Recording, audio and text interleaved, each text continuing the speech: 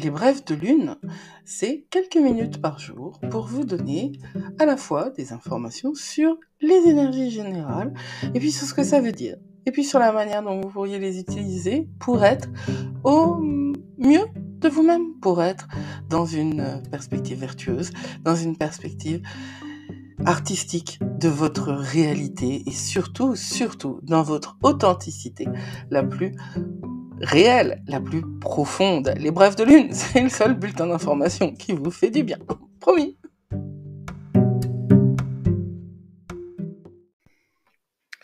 Samedi 13 avril 2024, la Lune est toujours en Gémeaux et elle est toujours dans cette phase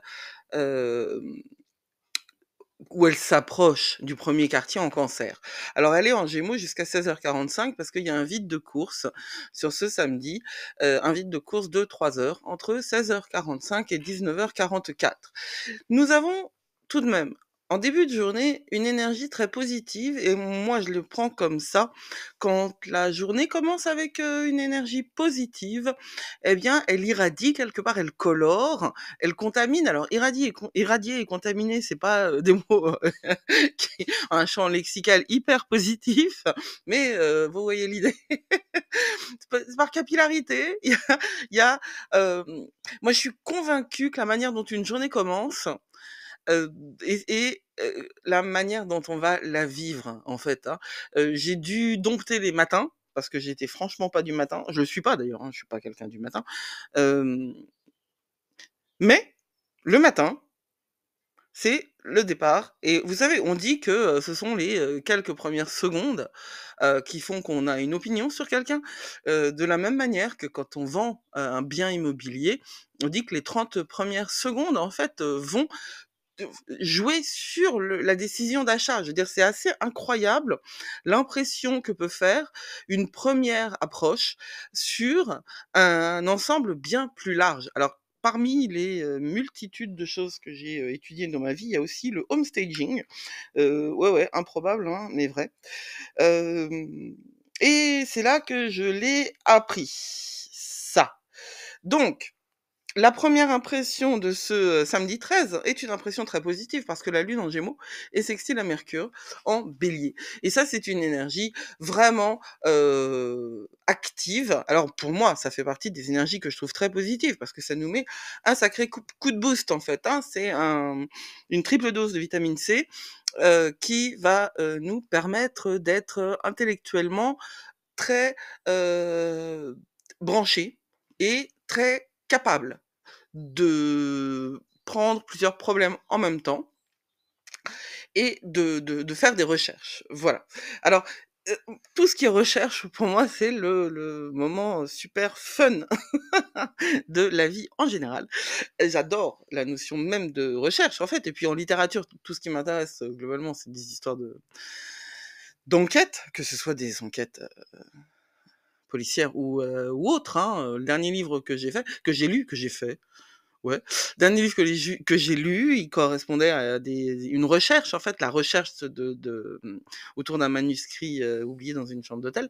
Et voilà, cette dimension de recherche, elle est vraiment très intéressante et elle est très, très, très, très adaptée à ce samedi matin. Et à mon avis, elle va colorer l'ensemble de la journée. Maintenant, ça peut aussi vous mettre un petit peu en mode speed.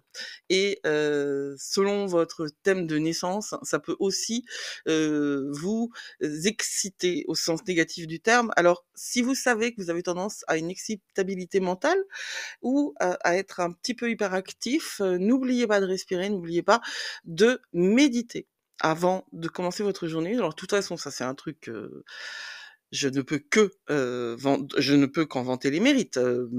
Quand on est un petit peu hyperactif, c'est-à-dire quand on a un cerveau un petit peu excitable, le temps de méditation est un temps dont on ne doit pas se passer, même si c'est le temps le plus difficile de la journée, parce que se poser est quelque chose de difficile et parce que on est à la recherche, en fait, d'une, stimulation extérieure qui va rencontrer, le besoin de stimulation intérieure, mais qu'on n'arrive pas à se donner soi-même, hein. C'est bien ça le paradoxe de l'atypisme et des dimensions autistiques, enfin voilà. Or, la stimulation extérieure qu'on va chercher, on va la chercher dans une dopamine de faible qualité, de la même manière qu'on va aller chercher de la nourriture, de faible qualité, nutritive, mais qui va donner un réconfort immédiat. Alors que la méditation, quand bien même, c'est extrêmement difficile, se poser, 5 minutes, s'astreindre à se poser 5 minutes et à se concentrer sur sa respiration, ça peut changer une vie. Je le dis, je l'affirme et je le dirai et je l'affirmerai, heu, bah, jusqu'à la fin parce que c'est quelque chose que j'ai vu, que j'ai, expérimenté et que j'ai vu aussi, sur d'autres. Je suis pas le seul, je suis pas le seul, comment dire? Maître étalon de de, de mes réflexions, hein. Heu, la pleine conscience, quand je parle de méditation, c'est pas obligatoirement de la pleine conscience, mais toute forme de méditation, c'est-à-dire toute forme de retrait, d'une activité excessive est une méditation et la méditation est un accès à la pleine conscience, même si toute méditation n'est pas de la pleine conscience.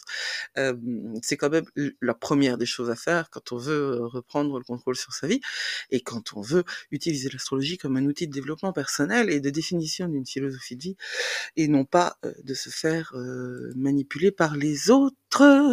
Alors à 14h56, la Lune, elle est carrée à Neptune, donc on a le corps, céleste, qui s'occupe de notre corps physique, qui est en opposition avec, le dieu des océans, qui lui, dirige tout ce qui est de l'ordre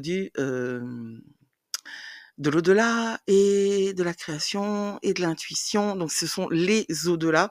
Neptune est associé à la maison 12 et la maison 12 pour moi c'est vraiment la maison des au-delà. Alors c'est l'au-delà en tant qu'il est la fin de enfin en tant qu'il est un autre monde, mais c'est aussi, tous les autres mondes. C'est-à-dire que je pense que la création, la créativité, c'est un autre monde par rapport à celui dans lequel on vit.